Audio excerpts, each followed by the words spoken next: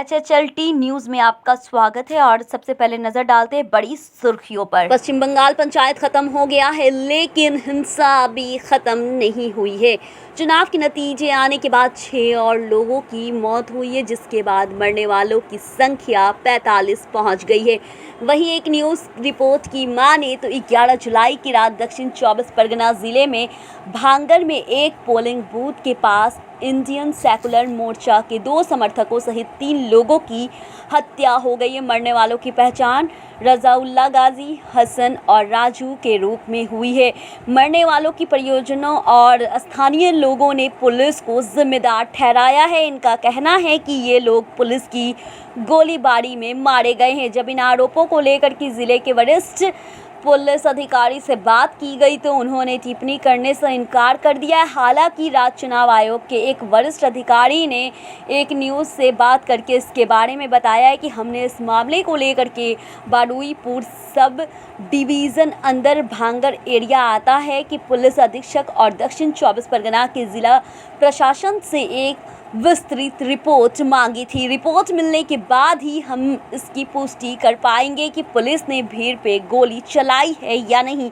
वहीं अखबार ने पुलिस से जुड़े कुछ सूत्रों के हवाले से बताया है कि भांगर का नतीजा अभी तक घोषित नहीं हुआ है, लेकिन टीएमसी समर्थकों ने कथित तौर पे आईएसएफ उम्मीदवार जहां आरा बीवी को हार मनाने के लिए मजबूर करने की कोशिश भी की है। अपने कैंडिडेट को धमकाए जाने के चलते आईएसएफ समर्थक नाराज हो गए। उन्होंने मतगणना के केंद्र बाहर इकट्ठे होकर देशी बम फेंके हैं, जिसके बाद पुलिस को कथित तौर पे गोलियां चलानी पड़ी है। बाकी 3 की मौत की कहानी है। इसके अलावा बुधवार 12 जुलाई को मालदा जिले में खेमपुर पंचायत में टीएमसी के कार्यकर्ता की हत्या भी कर दी गई थी।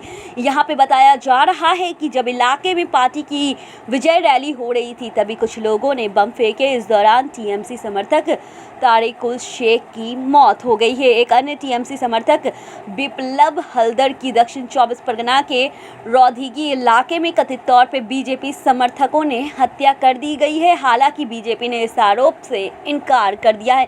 इसके अलावा 12 जुलाई को ही कांग्रेस के एक कार्यकर्ता राजेश शेखर की मुशीराबाद के एक अस्पताल में मौत हो गई थी। 8 जुलाई को 28 साल के राजेश शेखर के एक पोलिंग बूथ के बाहर हुई हिंसा में घायल हो गए थे, जिसके बाद उन्होंने इलाज के लिए अस्पताल में भर्ती कराया गया था।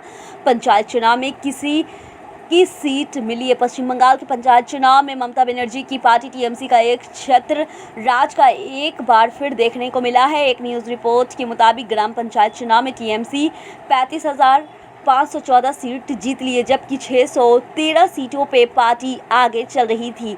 बीजेपी ने इस चुनाव में पिछले चुनावों के मुकाबले अच्छा प्रदर्शन करते हुए 9,870 सीटों पे जीत की, जबकि 151 सीटों पे पार्टी आगे चल रही है। हरियाणा के कई इलाकों में बाढ़ जैसे हालत बने हुए हैं। इस दौरान जननायक जनता पार्टी के विधायक ईश्वर सिंह 12 जुलाई को एक गांव में हालत का जायजा लेने पहुंचे। उन्होंने गांव वाले से मुलाकात भी, तभी एक महिला ने गुस्से में आकर विधायक को थप्पड़ मार दिया है।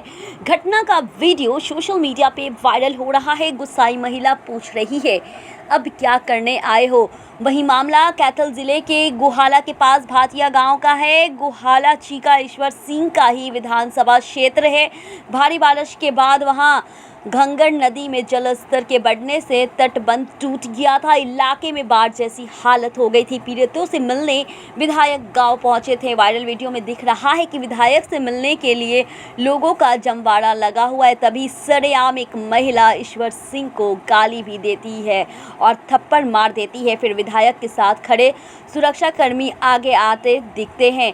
वहीं मामले पर एमएलए ईश्वर सिंह ने एक न्यूज़ एजेंसी को बताया है कि मैं महिला के खिलाफ कोई कानूनी कार्रवाई नहीं करूंगा, मैंने उनसे माफ़ कर दिया है। उन्होंने आगे कहा है कि पानी की दबाव से एक तट टूट गया है और गांव और उसके खेतों में बाढ़ आ गई है।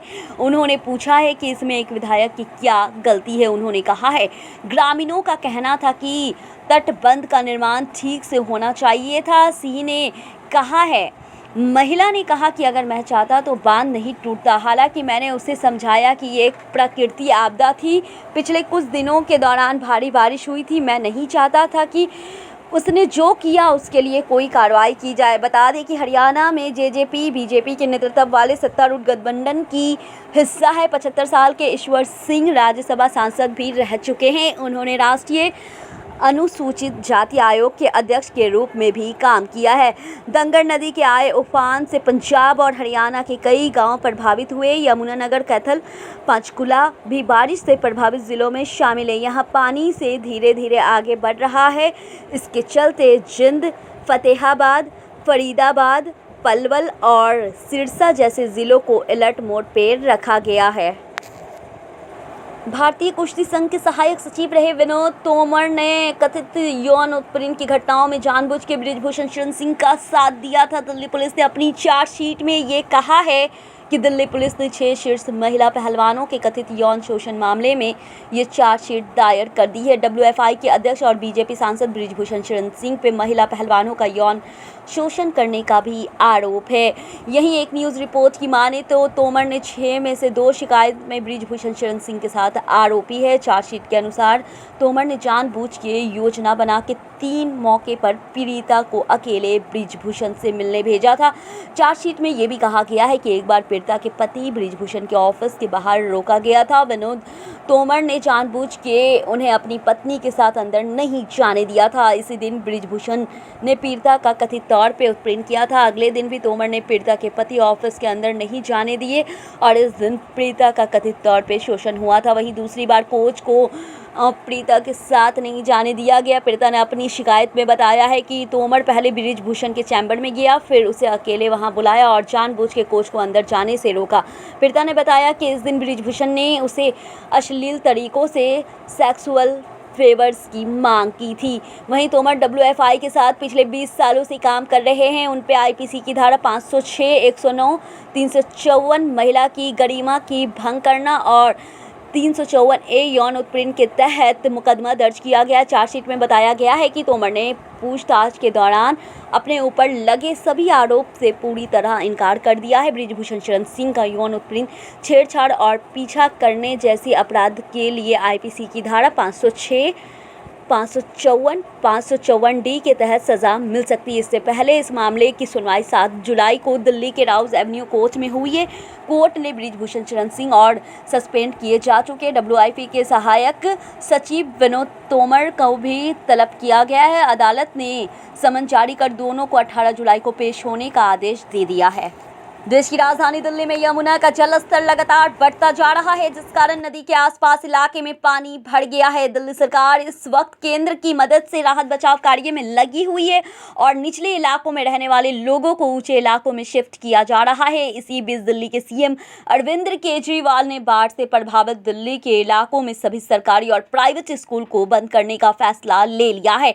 वहीं सीएम ने ट्वीट करते हुए इसकी जानकारी भी दी है। दिल्ली के मुख्यमंत्री अरविंद केजरीवाल आज वजीराबाद जल उपचार संयंत्र का दौरा करेंगे। बता दें कि बाढ़ के कारण प्लॉट बंद कर दिया गया है। वहीं हथनीकुंड बैराज से आज सुबह 7 बजे तक हथनीकुंड बैराज से दिल्ली की तरफ पानी डाइवर्ट किया गया है। बता दें कि कल सुबह 7 बजे 1,90,000 क्यूसिक पानी डाइवर्ट किया गया है। वहीं कल सुबह 8 बजे 1,72,000 क्यूसिक पानी डाइवर्ट किया गया है। इसके बाद कल सुबह 9 बजे और 10 बजे 1,44,000 क्यूसिक पानी डाइवर्ट किया गया। वहीं कल सुबह 11 और 12 बजे 1,36,000 क्यूसिक पानी डाइवर्ट किया गया है और कल दोपहर 2 बजे 1,30,400 क्यूसिक पानी डाइवर्ट किया गया।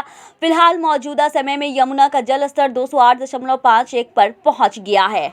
बॉम्बे हाई कोर्ट ने एनसीपी नेता नवाब मलिक की जमानत याचिका खारिज कर दी गई है। उन्होंने याचिका दाखिल कर मेडिकल के कारणों का हवाला देते हुए बेल की अपील की है। नवाब मलिक मनी लॉन्ड्रिंग मामले में जेल में बंद है। वो महाराष्ट्र सरकार में मंत्री भी रह चुके हैं।